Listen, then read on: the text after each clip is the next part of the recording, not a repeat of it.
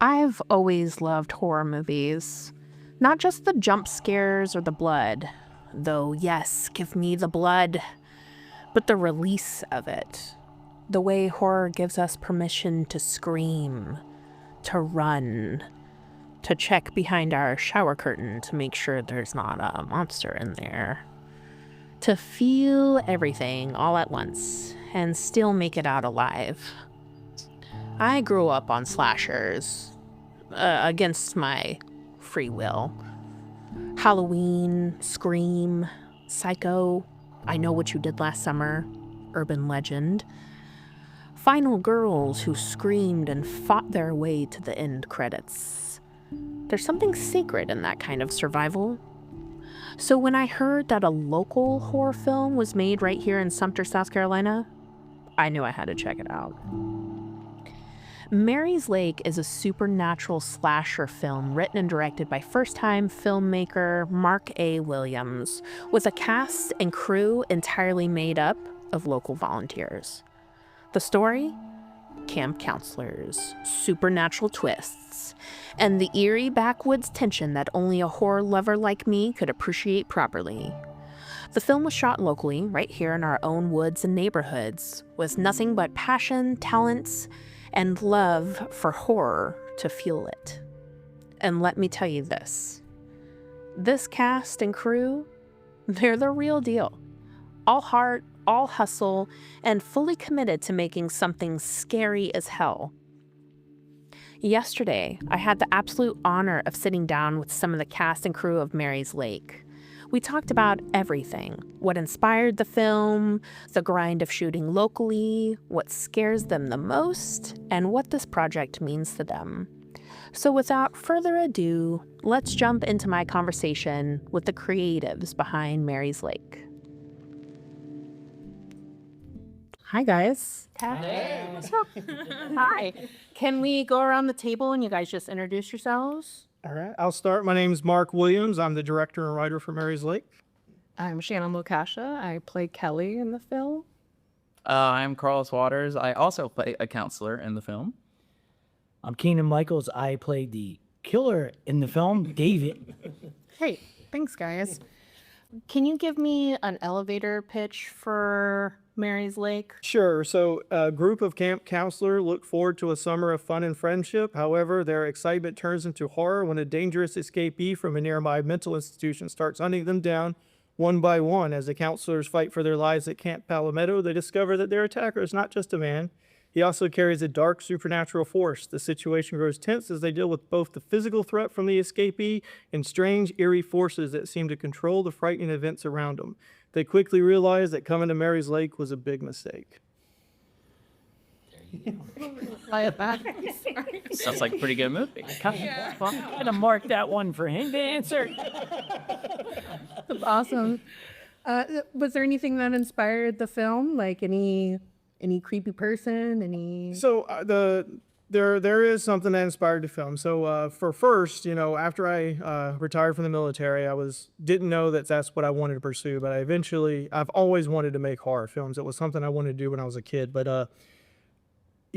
I chose a job instead of being a starving artist when I was younger, and then joined the military. But when I got out, I met Shannon over here when we were castmates in Lovesick, and while we were in that, we started talking about how much we loved horror movies.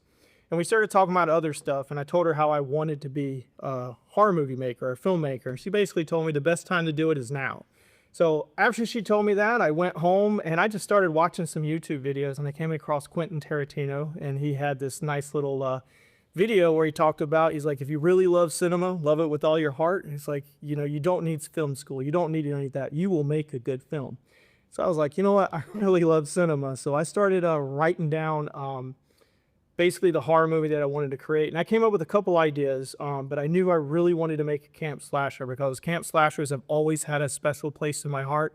One of my first films I ever remember watching was Friday the 13th, The Final Chapter. It's my all-time favorite movie.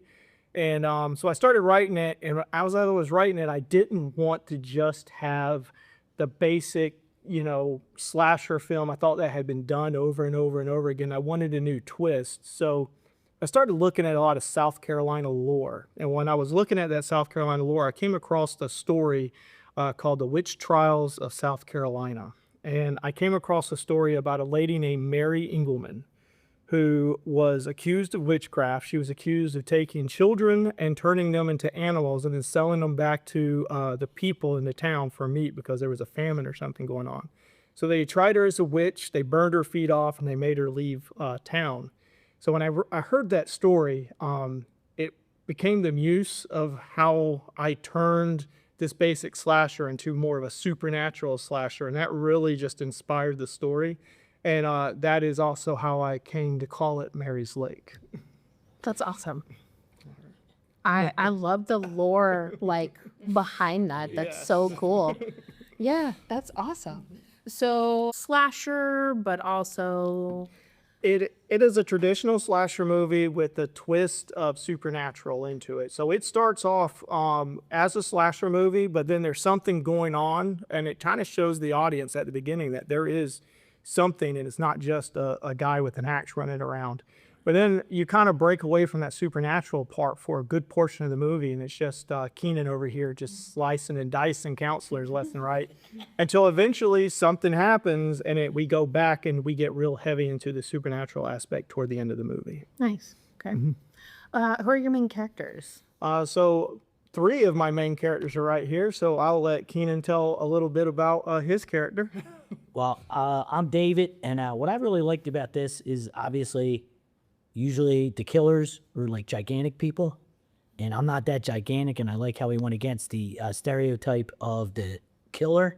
You know, you see me, I guess, in it. Maybe I'm unassuming, I'm not that big, but how he used it in the dynamic of the characters in the storyline, I really thought it fit in well of like, it's just not mindless killing, but it's like, you start to feel for the person that's going to get killed one way or the other. Like you begin to get involved in the storyline of it too. So I think that's what I really liked about it. That's good.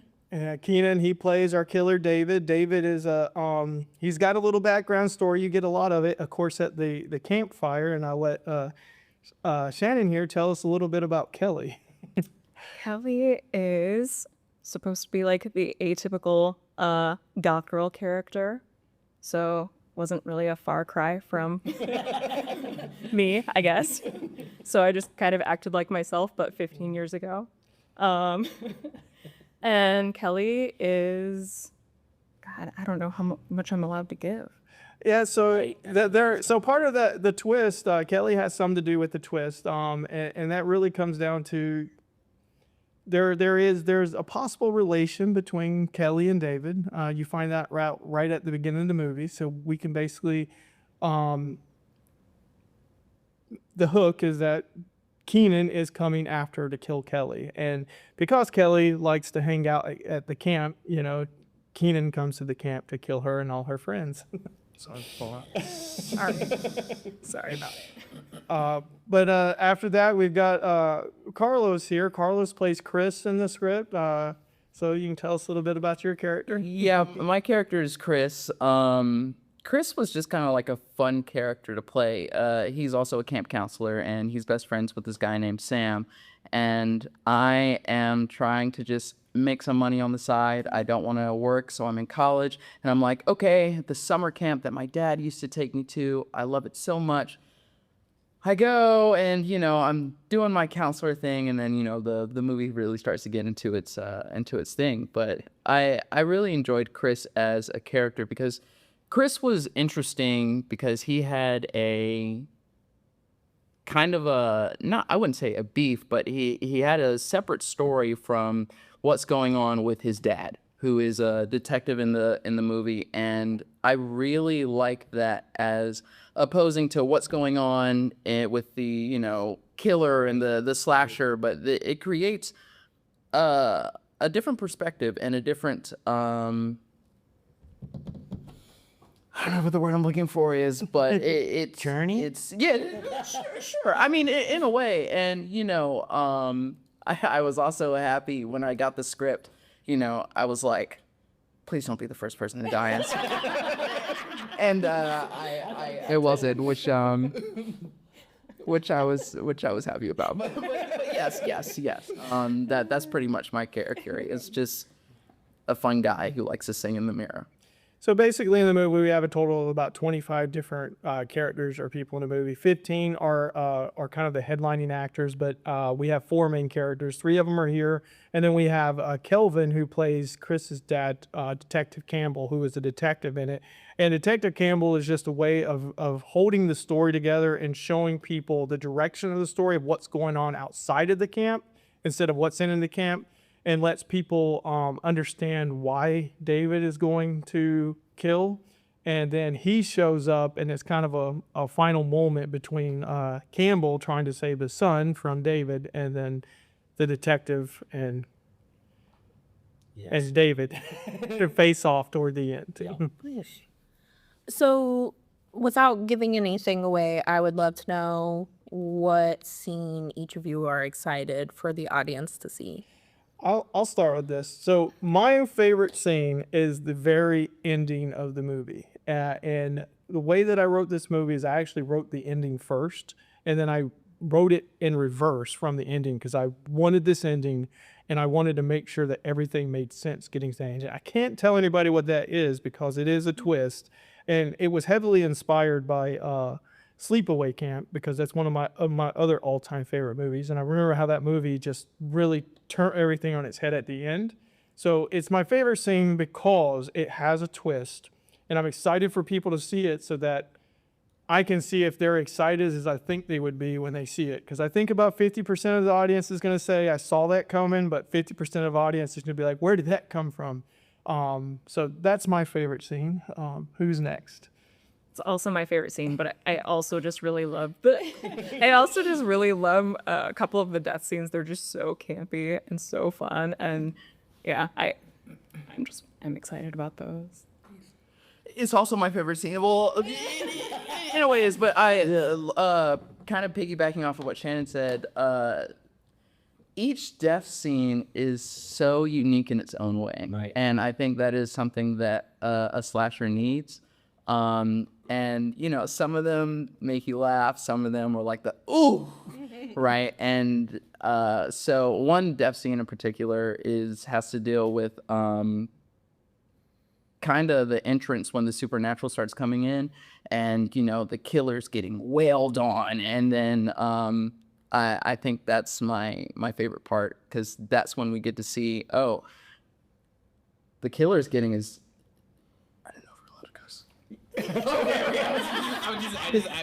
Killer's getting his ass beat, basically. It was anyways, but yeah, and that's when things start to shift. But that's pretty much what I'm excited. So I'll key on real quick and just kind of go in a little bit because I know they're scared to give away stuff. So Legacy is also and he's training to be a wrestler through PCW, Palomino Championship Wrestling School. So he's a pretty big dude. And so when I was making the film and I looked at Legacy and I looked at David, I was like, there's no way this dude is going to run from this guy. So Legacy throws him on the ground and just begins to wail on him. And it's the supernatural aspect that takes over there. What does he say? No one messes with the milkman. So that is his persona. That is his persona that he's going to be wrestling as, is the milkman. So when I found out that he was called the milkman, I was like, dude, I'm going to add this into the script. So this will be the first time everyone hears about the milkman will be in my movie. It's also one of my favorite special effects. Yes. Of the movie. I like that too, because the way that he did it, like we were doing stuff that you learn in wrestling. When he, that's the scene where he tackles me. It's like, you think, oh yeah, he can tackle me. I played football, but it was like, no, I did it once and fell on my back, and I was like, oh. So you have to breathe and do a certain technique to get tackled by Legacy. So what was your favorite scene, Keenan? I would say definitely the it would probably be that night when we were up and it was it was like cold and like that scene, because of, if you want me to do the behind the scenes stuff like a little bit. You can do a little bit. Yeah, it's like, so when he's hitting me, you cut, and then it's like all of a sudden you just see my face getting bloodier and bloodier and all that. Like, I thought that was neat. Like, I think in all the scenes, the way that he used the blood, it wasn't like, like it's like there's somebody pressing a button. It was unique to that person of how the blood comes out of human being. And so I just liked that night in particular. I liked all of them because it was just making a movie for the first time ever and seeing how are we going to pull this off, and then being able to see how he came up with that was just that was the fun of the journey going through all this. Especially, okay, today you have an axe, all right, today you had this weapon, or whatever. So it was a lot of fun. That sounds like it.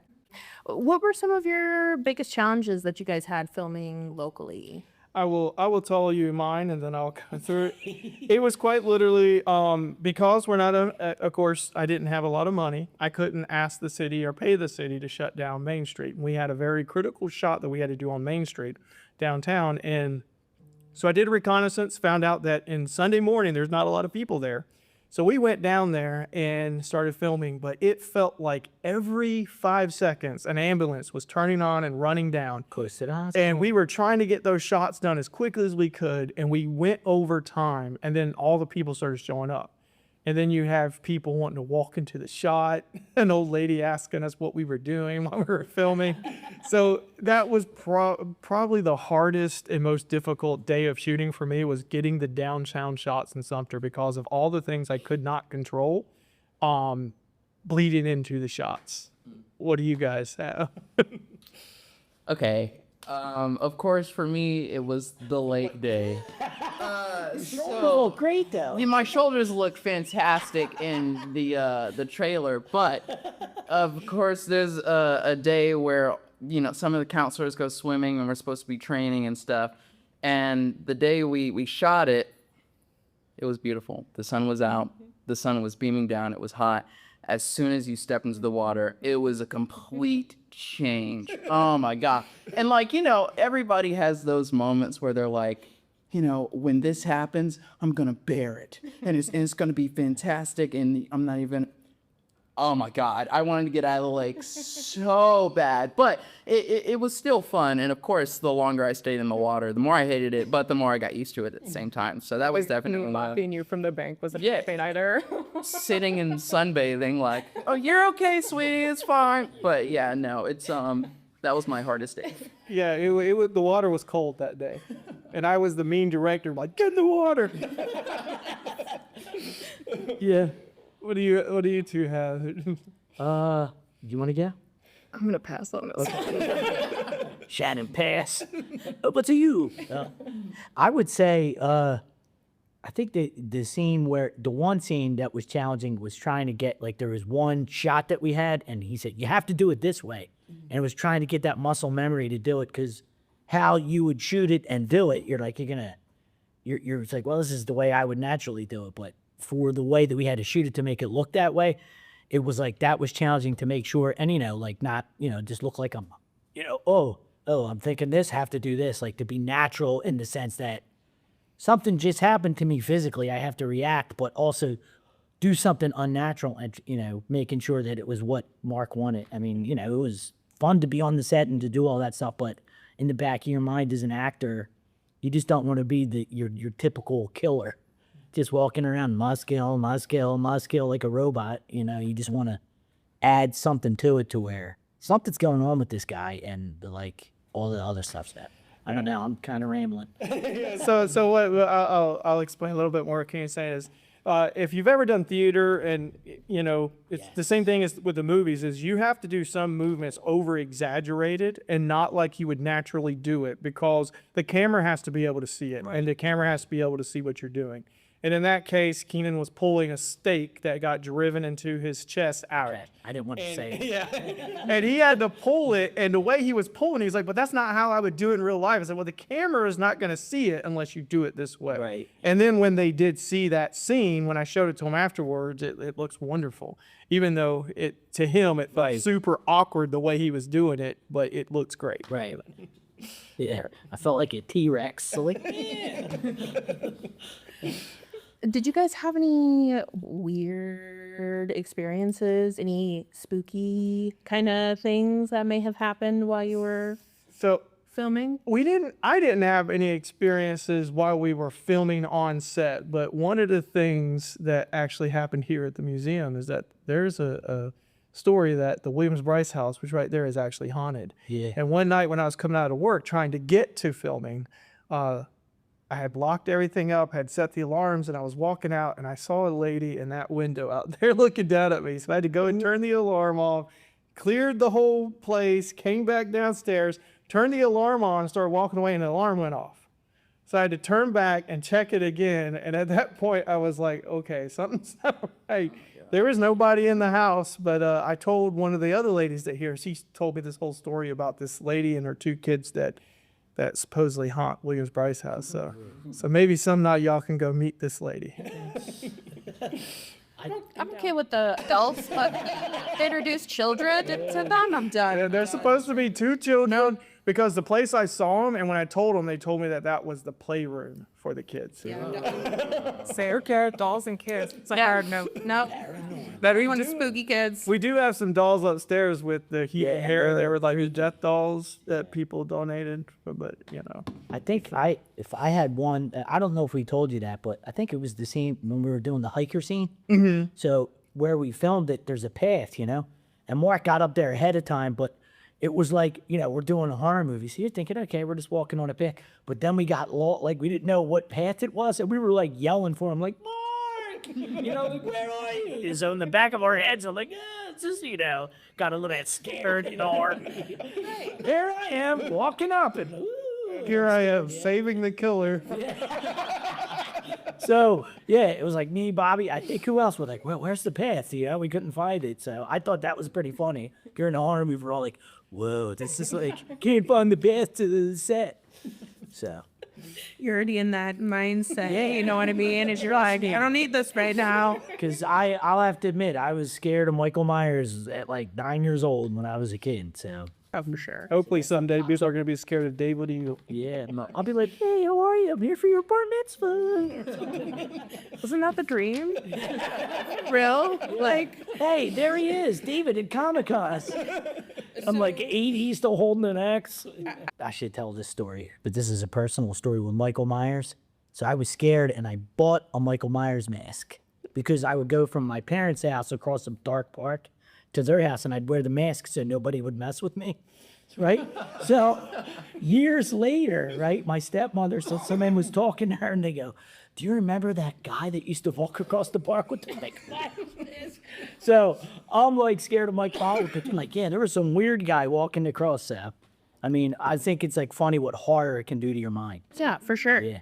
For sure. I mean, it's like adrenaline, but at the same time, fear.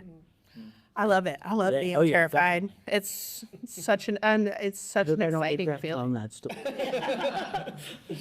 What are you guys hoping the audience walks away with after watching Mary's Lake? I mean, personally, I just hope that they enjoy the movie. That's the biggest thing. I made the movie not to be too complicated, but something that's easy to follow along. So I really hope they enjoy the movie, but I hope that they get I hope they enjoy the twist, and I hope that they walk away trying to connect all the dots, because the way that I wrote it and the way that, and they can attest to this, was that there's a lot of things that are hidden in the story that are not just like, hey, here, this, look at this, look at this. It's at the end of it, because I had a couple people from the crew and cast start asking me, where's this? And I started pointing out the things in the script, and they were like, oh, that makes so much more sense now, So it's one of those things where I think you have to watch it multiple times before you start connecting everything and figuring things out. It's kind of like, The Sixth Sense. When I watched The Sixth Sense, that movie blew my mind. And I wanted to go back and I was finding the red doorknobs. Yes. And I was like, oh, okay, that is kind of the hope I have for Mary's Lake, is that they see the ending and it's so exciting for them that they want to go back and start connecting all the little things that they missed that makes the story so much more linear and complete. Right? Yeah. What do you guys have? I think just an appreciation for what somebody can do as a first-time filmmaker with a small budget. Definitely. That was very amazing, I thought. I'm sorry. Yeah, no, that was it. That's all I had to say. Oh yeah. Well, yeah. No, I was thinking that I just hope that they walk away proud. This is something that Sumter has not seen. I mean, as far as I can remember, I'd never known, there's always the college kids, hey, let's shoot a movie or something like that. But to this scale and to this production level, so this is the first time Sumter's seen something like this. And I hope people go in realizing that and understanding the hard work and the dedication and the commitment that it took to make this movie happen. It's not just shooting or pointing a camera and shooting it. There's so much involved within this. And I realized that working with Mark, and kind of overwhelmed me at first, but yeah, no, it was an eye-opening experience, but it was an experience that made you appreciate the movie so much more. Yeah. I mean, I know for me, I've always loved to do this. I was the kid, and like you could stand in front of a mirror for hours and just let your mind go. And it was like a dream come true. Like, he doesn't know. We've said it, and you say, oh, it was a dream come true, put in quotes, but this was literally like a bucket list. Check it off in a movie. And after this, that's it. Like, maybe I want it to be successful, but if not, I fulfilled a lifelong dream. I've done plays. I did community theater, like I said, Colorado, all over the place. But doing a movie, all those hours of like going to the video store and renting movies and watching and just getting yourself immersed in it, and then having the opportunity to be in it, and to be in one that was run like a well-oiled machine. Like, you knew exactly what he wanted. You knew exactly where you were supposed to go. Yes. And even Bobby said that. She was like, you could go scene 14. It was like 14.1234. Like, it's the one scene, but there was other stuff. Hey, is that the ghost? Yep, that's the ghost. But yeah, so dream come true. Dreams do come true. And that was fulfilled I think for a lot of us, just to be able to, to be able to get to do it. We have day jobs. It's almost like being a superhero. You go to your day job and then you get to play this and then go home again. It's awesome. Yeah. That is cool. What do you guys do in your day jobs? What are your day jobs? So me, I'm retired military, 23 years, and then I also work here at the Sumter Museum. That's my day job. I'm a glorified button pusher. Man, I sit in front of a computer all day playing with people. I don't want to say playing with people's itinerries. That's not a good thing to say, but more or less. What do I say? I am a server at a Mexican restaurant, which is kind of the classic struggling actor job. But I also teach middle and high school students theater at my community theater, which I've come to enjoy and love so much. That's really cool. I'm a Playboy philanthropist. That's my now. I'm an IT support engineer at Toomey. Been there 22 years. I was in the Air Force for 4 years at Shaw, so that's how I got here. But been at Toomey pretty much, going on half my life now. So it's amazing. But Okay, Yep. nice. That's very interesting. I like that. Really just biding our time until Mark is yelling, "Shah, hurry up." So all of us hobbies go on them too. We're gonna take them all. You guys, how do you guys see horror? Like, do you feel like horror is just for entertainment, especially like camp slasher, or can there be a deeper meaning behind a horror film?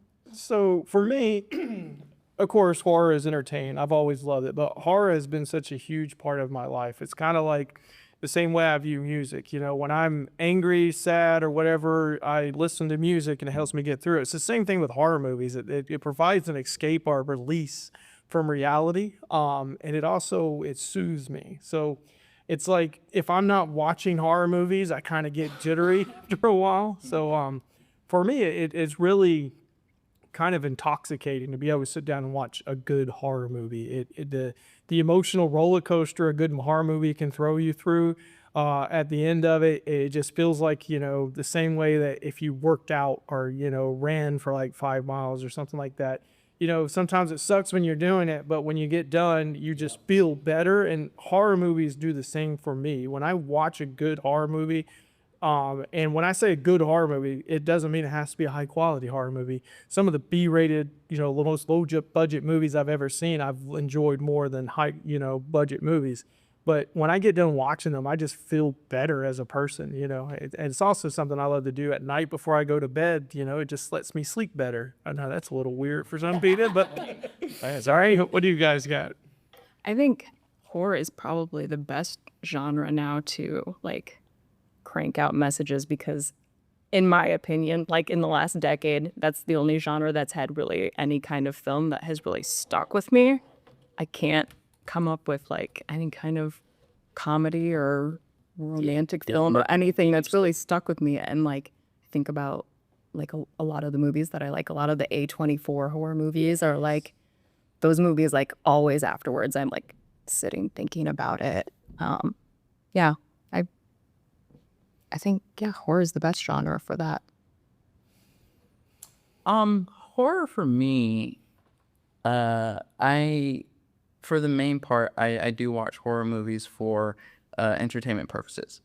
But I always was intrigued and interested by the psychological horrors or horrors that kind of like true crime. Like I don't know if you consider true crime as like technically horror, but to know, wow, this can happen to me. Oh my God.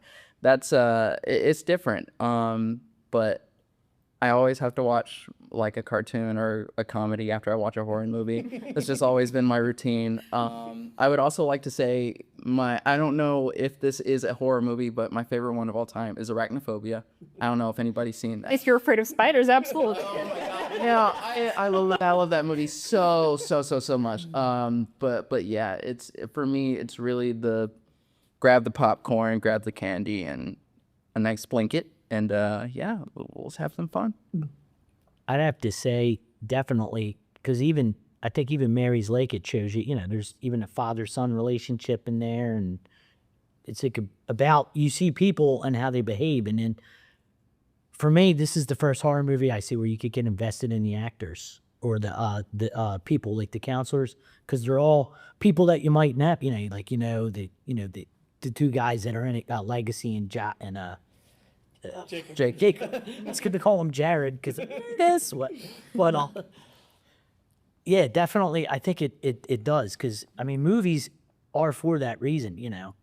I don't want to. Sometimes you don't want to go see a movie where you have to sit there and do a book report on it like you did in school. It's like for you to get, like you said, an escape. And I definitely, I haven't watched many horror movies, and I think last year I watched Hereditary, and that, that's pretty much scared me to death seeing, like Tony Collette on the ceiling and, and all that. And just how it does something to your, like, you're like totally glued to the set. I remember as a kid, TV, my mom could call my name 4 or 5 times, and it's like, it does that. You're glued to the anticipation of what's going to happen next or why did they do that. And I think that's, it's something we all need. And it doesn't matter who you are, we were all scared together. I think it's interesting. I see a lot more people put messages in horror movies nowadays than what I've seen before, where it is just kind of for entertainment. But I think now that we have seen more real life horrors, and they're making movies that are more real life horrifying, you can throw more messages in there. And not only does it scare the shit out of you, but like when you're done watching the movie, you're like, wait, social commentary. What do you think this is going to do for the local community? So what I hope it does for the local community is start building like a film industry here. I hope when people see it and they realize that we were able to do this we didn't have a lot of money. We didn't have the best equipment in the world. We did it with just a lot of hard work and creativity. I hope it starts inspiring others to start making films. I start hoping inspiring the people who are in cast of my crew to start making their own films. I mean, right now, Carlos and I are working together and making one of his stage plays into a film. That's our next project. So it's it's really just hoping that we start creating more of an artistic community here in Sumter. Why did you choose to keep it local? Going from cast to location, and how did that shape your project? So a lot of that had to do with budget and finance, and the other had to do with basically availability of actors. If you go outside your community to get people, they tend to want to be paid. I didn't have the money to pay them. The other thing was people taking me seriously. When I first started this project, started telling people I was going to make a movie, I had like everyone here was like, oh, I want to be a part of, that's exciting. But I also had a good portion of people look at me and be like, yeah, okay, whatever, guy. I've had people like hand down, turn me down for parts that I was wanting to get them to be in the movie. So part of it was I had to do with what resources and personnel that I had available. So that was one. The other part was kind of my own marketing scheme, and that was if I keep it local, at least I have an audience. The people of Sumter should love the fact that there was a movie that was filmed entirely in Sumter, filmed entirely by locals in Sumter, and that this wasn't a production company that came into Sumter, filmed it with actors from outside, and that the only thing that they have is the fact that the movie was filmed at the Sumter Opera House or something. It's holy crap, there's Carlos, I saw him in that movie, and there's Shannon, she was in that cool movie Mary's Lake, or hey, look, this is the brewery that was in the back shot of Mary's Lake. So it was hopefully to try to build it so that the community as a whole could be proud of it, because they know the people, they know the locations, and it kind of feels like something that everyone was involved in. What kind of support have you got from the community? So it's about 50-50. I had a lot of support from Sumter Little Theater, of course. They were huge. In fact, if it wasn't for Sumter Little Theater, this probably would not have happened. So anybody who's aspiring into getting into movies, definitely go audition for some parts of Sumter Little Theater, and go be part of the family, because it's really a family there. The next was here at the Sumter Museum. There were some shots I needed that would have costed me a lot of money if it wasn't for the Sumter Museum allowing me to use some of their resources, not financial resources, but like back props and things like that, so that I could get the shots. And you'll understand when you see the movie. But so that was another one. And then one of the other huge one was the Parlamento Championship Wrestling, ones that Legacy is working with. They let us go and film there.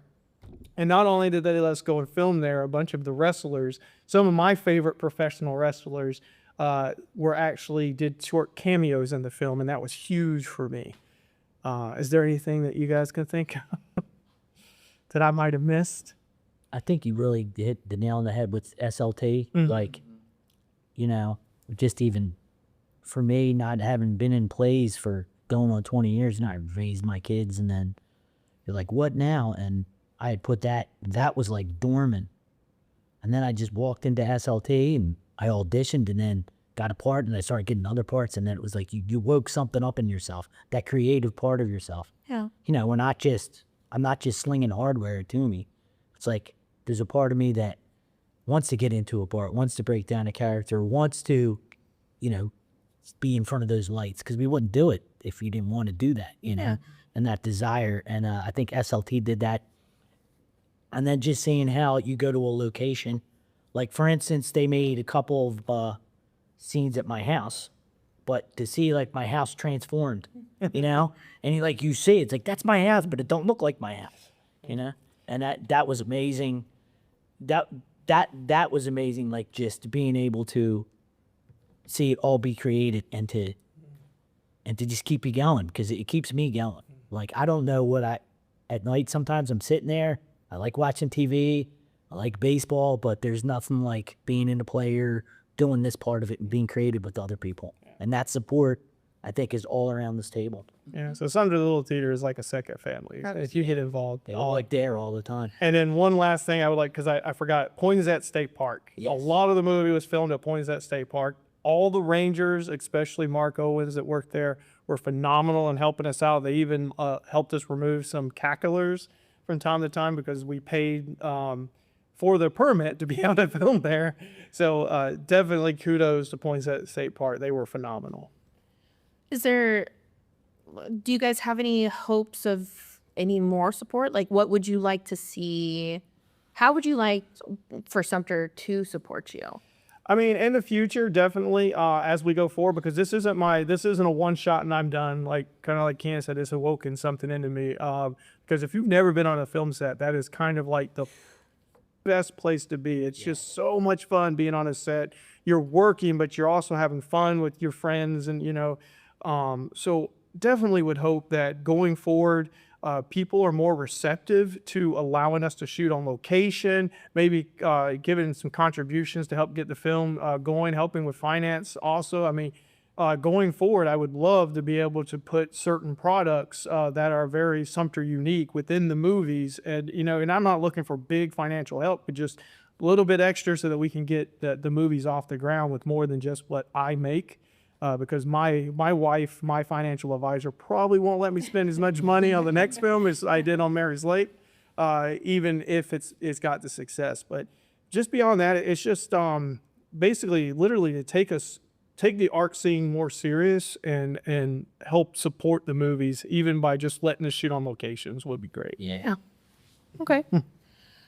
What about favorite moments on set? Anytime I got to play with fake blood. It's the highlight for me. But all of it was fun. I don't give anything away, but definitely my death scene. That was my favorite moment. Even though the person who killed me they're all right, I guess. But yeah, no, it was really fun to do that. That was my most anticipated moment, and it proved to be as fun as I thought it was going to be. So I think that the first day I sat in the chair and they started putting like the latex and makeup on, and then okay, this is how we're I was putting the blood on, and then I think even that first scene where he said action and Nick and I had to go get a murder weapon, that really got me into it. And then it would be like, that I was glad I could turn that switch on and be a complete maniac and then turn it off and like, I cut. And they go, oh, what'd you like about that? We were still having fun. It wasn't like, I'm sorry, I need my space, I need to stay in character, none of that. Yet like, it was like being on a roller coaster the whole time. I will definitely say every day on set was just phenomenal. I mean, I still get texts from the cast and crew telling me how much they missed filming Mary's Lake, and I do too. It was like my first Saturday that we weren't filming. I was just sitting there staring at the wall, like, what do I do with my life now? I mean, of course, I had a lot of editing to do, but I would say my favorite day on set was when we had Brittany's death scene. That the whole intricate scene that we did with her was amazing, and also what I consider my adopted daughter Lizzie, which is my daughter's best friend. When she was in high school, she still is best friends with her, but like she had a very hard time with her home life. So I kind of roped her in, brought her in, and I was like, hey, look, I'm gonna let you be part of this movie and help do special effects. And she hit the ground running. And she is a very good artist. Yeah. And she took it extremely seriously. And the work that she did that day on Brittany's death scene was phenomenal. And then my favorite picture of the entire time was we took a picture of Brittany when she was dead. And I'm not going to give away how she dies, but it's awesome. You're going to love it. And in the background, you have Lizzie and her face. Yeah. And she looked so proud. It was like a happy father moment looking at that. But that was definitely my favorite day on set.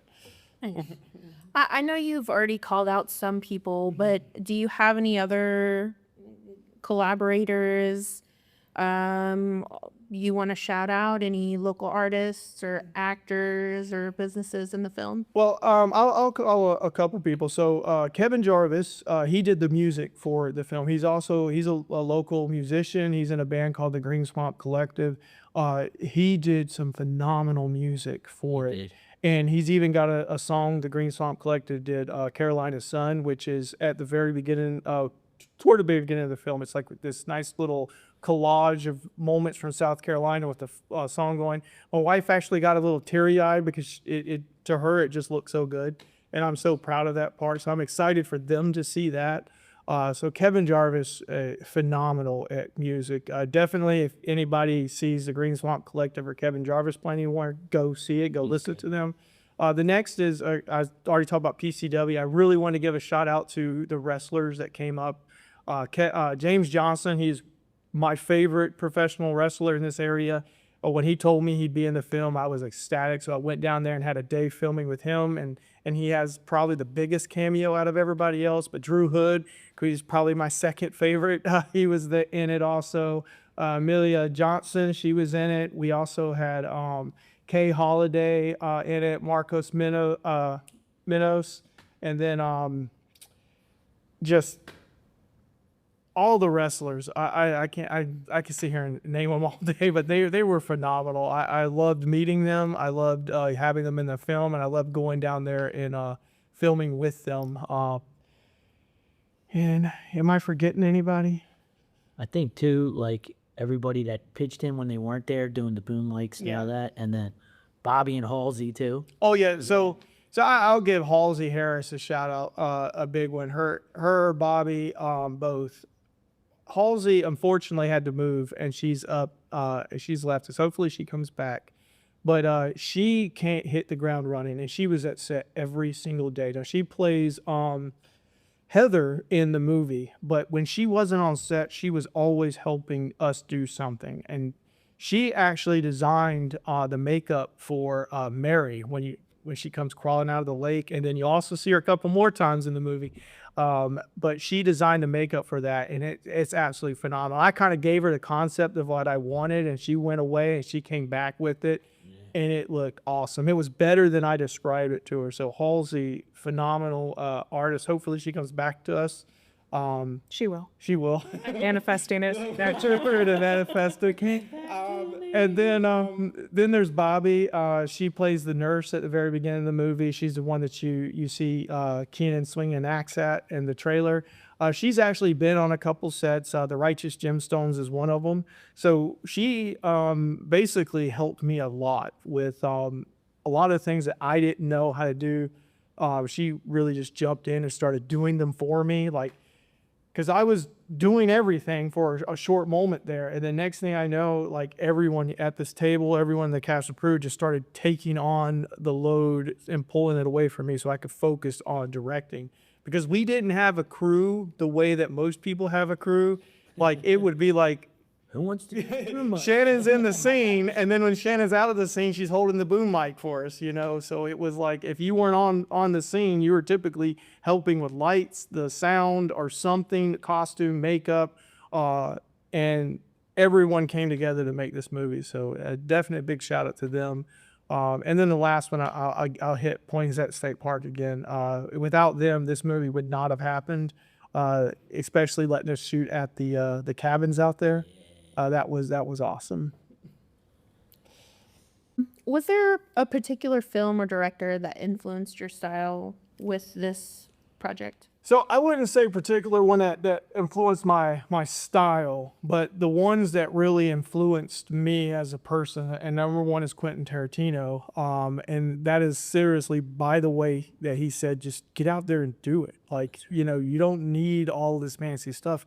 If you love cinema, just get out and do it. So, and of course, he's phenomenal. So there's no way I'd ever even come close to doing anything like Quentin Tarantino. But then there's also Kevin Smith, who doesn't make horror except for the Walrus movie, Tusk. But the fact that he did the same thing, he just said, you know what, I'm going to make a movie. And he took $20,000 of his own and made a movie. And he didn't care about I'm not going to say he didn't care.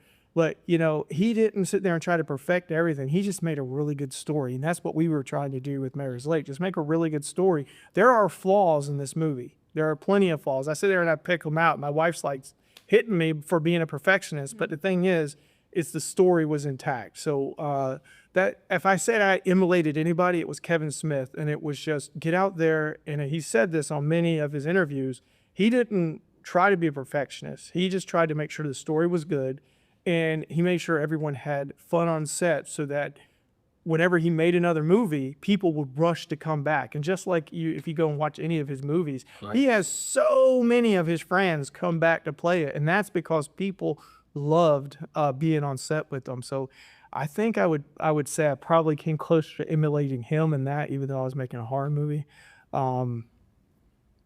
And of course, Sam Raimi, which is my all-time favorite one. I mean, I love that guy, but I think I emulated more Kevin Smith and the style of just have fun on set and make sure that the story is good. That's pretty much. Awesome. So what's next?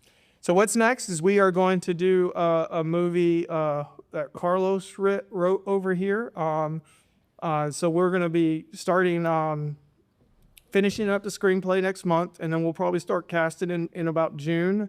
And then in July, we'll start doing a little bit of post. And then we're hoping to start filming August, September timeframe for that movie.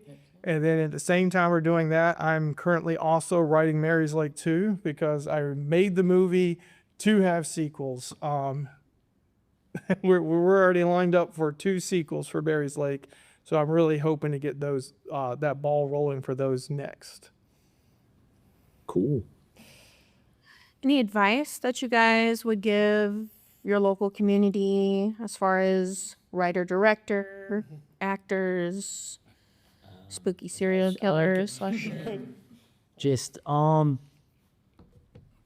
always say, I even said this the last play that I did, you know, when a director gives you notes, no news is good news. You know, if you did it, he'll tell you what he needs. And if he's like, okay, that's good, you know, just go into it just to enjoy it, not to like sit there and be like overthink stuff. Just have fun. Yeah.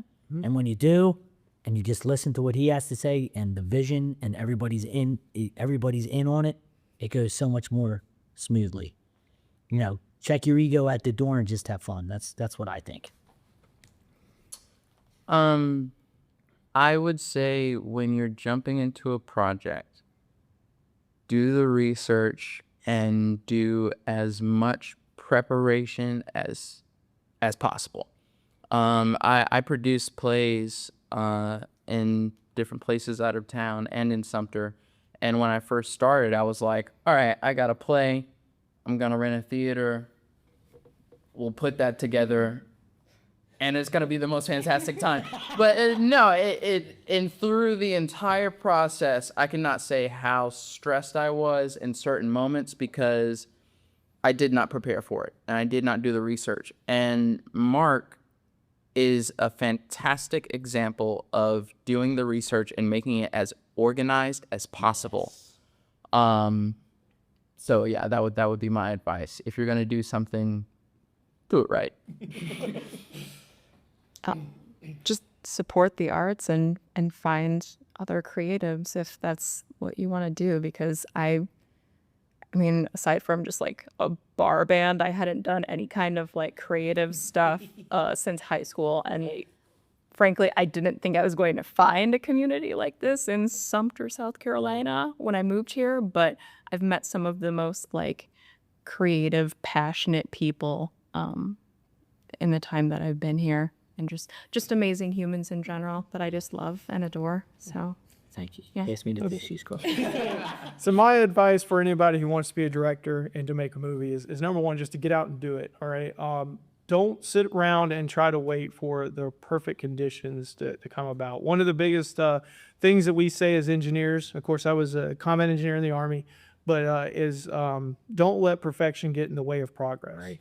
So just get out there and do it. If you want to make films, watch films, and study how they make the films while you watch. That's how I made Mary's Lake. Was I sit down and I watched Friday the 13th, almost the entire series back to back, and I just studied how the movie was put together. I watched how the cuts were made. I watched how the camera moved. I watched how the actors moved around in the rooms. I listened to Foley sounds. I listened to when the music came on, and I sit there and studied that. And then I went out and I basically built a plan to emulate that, not copy, but emulate that when I did film Mary's Lake. But like get a group of people together, get a camera, get your iPhone, whatever equipment you have. You don't need super expensive equipment. Get out there and film it and make yourself a short film at a minimum, and then just start submitting it to film festivals. And then, if you get in, great. If not, try again, because, I'll go back to Kevin Smith. Like, if you would have told people that a black and white movie of a bunch of people sitting around in a convenience store joking would have made millions of dollars before Clerks came out, people would laugh at you and be like, no, that's never going to happen. Right. So don't ever think your idea is dumb. Go out there, put it on paper, get people to do it, and just chase your dreams. And don't let anybody tell you any different. I love that. That's very inspirational from all of you. I really appreciate that. Okay, so Mary's Lake, when can we watch it? Where can we watch it? How can we support it? I need all of the information. Okay, so the number one you can support it, first off, is to basically follow us on social media. M.A. Williams Films on X, Twitter, Facebook, all this stuff, Instagram. You can go to mawilliamsfilms.com.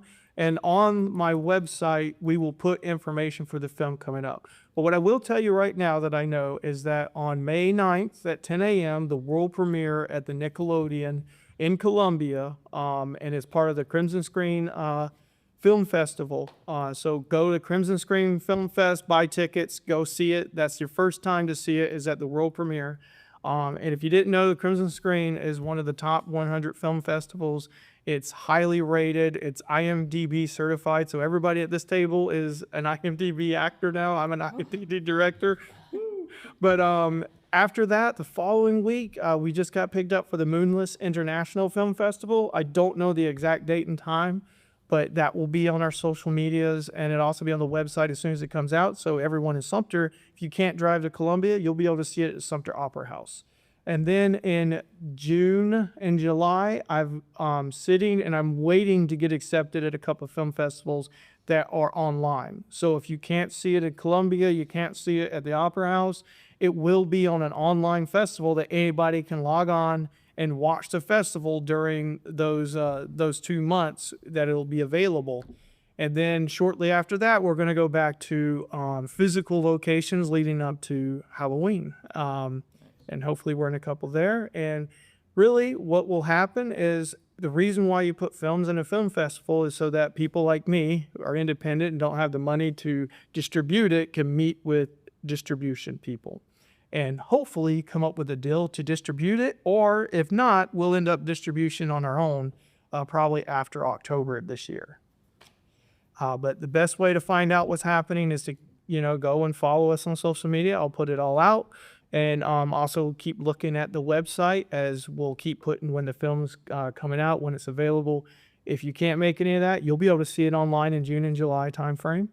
And then hopefully we'll start having some DVDs and hopefully a streaming deal come October, November timeframe. Very cool. Well, I'm really excited, and I really appreciate you guys sitting down and talking to me about this today. I am so pumped. I cannot wait to see the film, especially after talking to you guys and seeing how excited you guys are. I'm just super extra pumped now. But thank you for your time. I really appreciate it. Thank you. Thanks for having us on.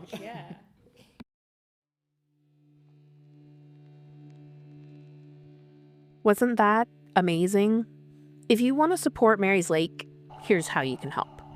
Follow the project on all social medias. You can find them on X or Twitter, whatever they're calling that now.